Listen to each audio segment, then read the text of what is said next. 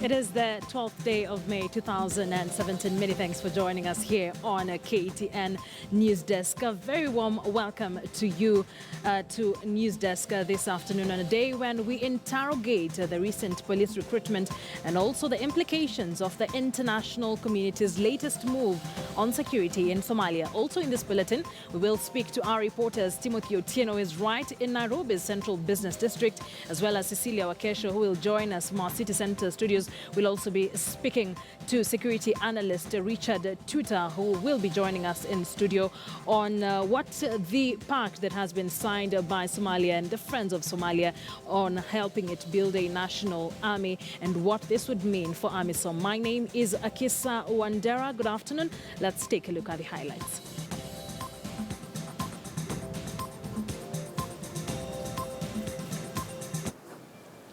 The imported maize finally arrives at the Mombasa port. And the international community takes steps to bring peace in Somalia. Plus, the Kenya National Commission on Human Rights gives the latest police recruitment a clean bill of health.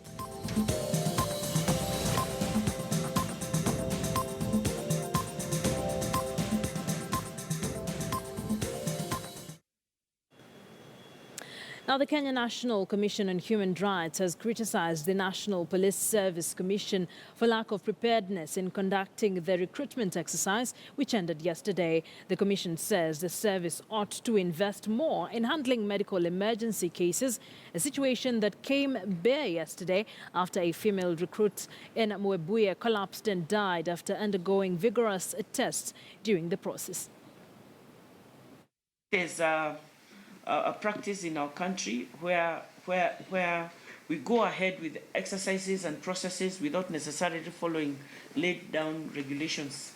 And I think that is a national shortcoming, and that is why we have taken time to highlight that if the guidelines were gazetted in 2015 and now we're in 2017, we did expect some fidelity to those guidelines, and that is why we have pointed it out. And the numbers are inordinately very low for women, so that still remains a major challenge that none of the centers, even where they had, most of the centers had on average 25 to 30 recruits being taken, but none of the centers actually took more than 3 women, and that is a major source of concern. So that's an area that the police need to work on.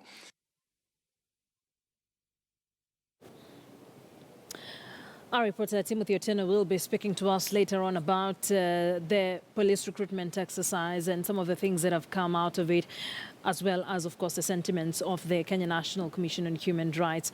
Now, still on matters of security, the Somali government and its foreign backers have now signed a security pact, which they presented as a roadmap towards building a functional national army capable of taking on the fight against Al-Shabaab militants. The pact, which was signed in London during the one-day conference on Somalia that was also attended by President Uhuru Kenyatta, is now expected to bring sanity back to Somalia. Analysts are now questioning if indeed the pact will now see an end to AMISOM tenure in the Horn of Africa nation. And it's during the London conference on Somalia that Somali President Abdullahi Mohammed signed what might turn out to be a permanent solution to the perennial insecurity that has plagued the country. The signing of the pact also signals the beginning of a new dawn for Somalia's own national force at a time AMISOM contributing nations have hinted at a possible withdrawal from the country beginning next year. The Al-Qaeda-linked Islamist militant group has lost much of the territory it once controlled in Somalia, including the capital Mogadishu, but its deadly attacks remain one of the main obstacles to stability in the chaotic Horn of Africa country. Kenya, which is one of the African Union nations contributing forces to Somalia, have been doing most of the fighting against Al-Shabaab insurgents, with President Kenyatta requesting that the troops be increased by 4,000 in order to liberate areas currently under the Al-Shabaab militants. Yusuf Ibrahim, KTN News.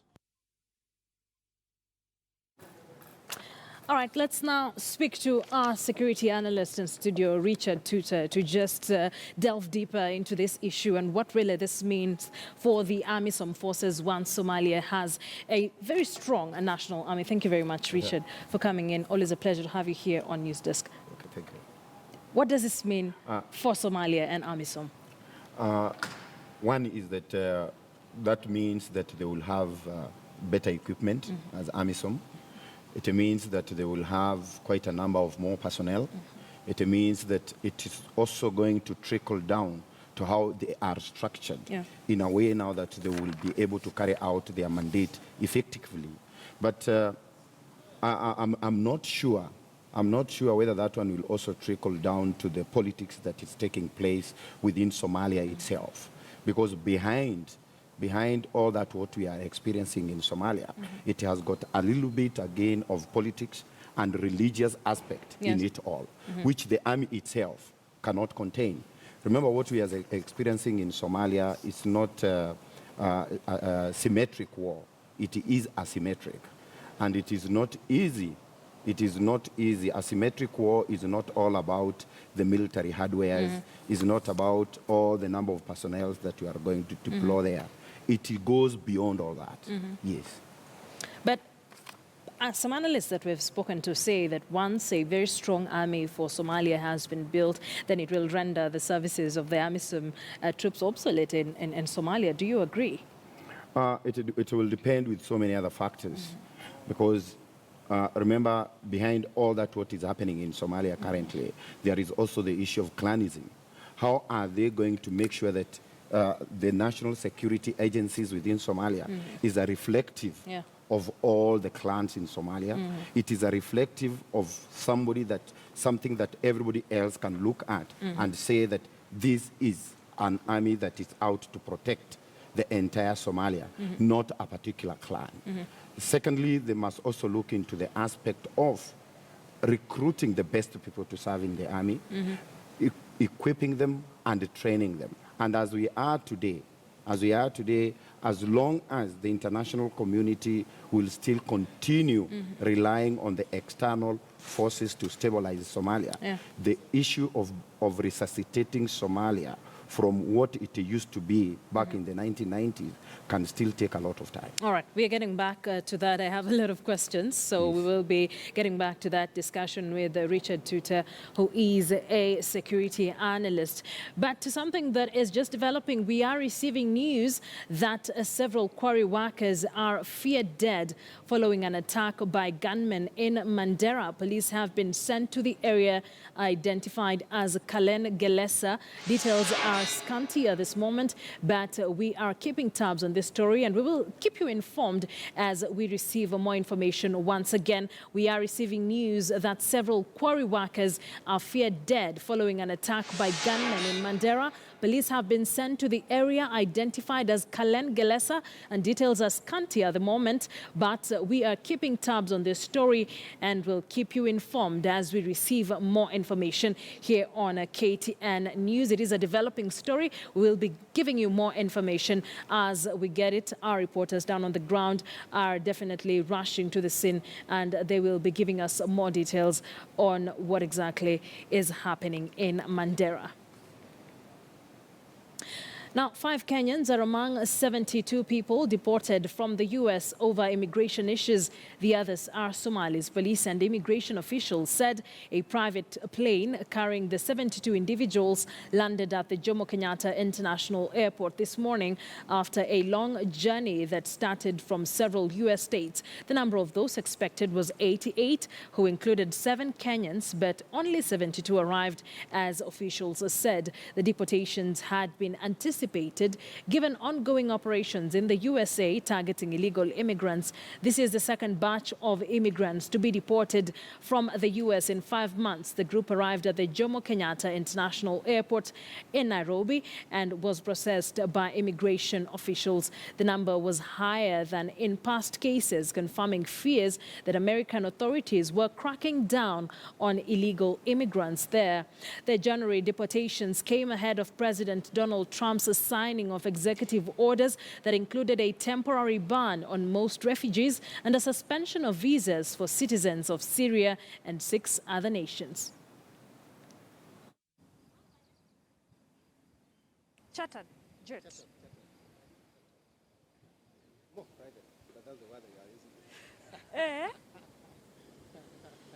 Pale ndani kumebaki wangapi?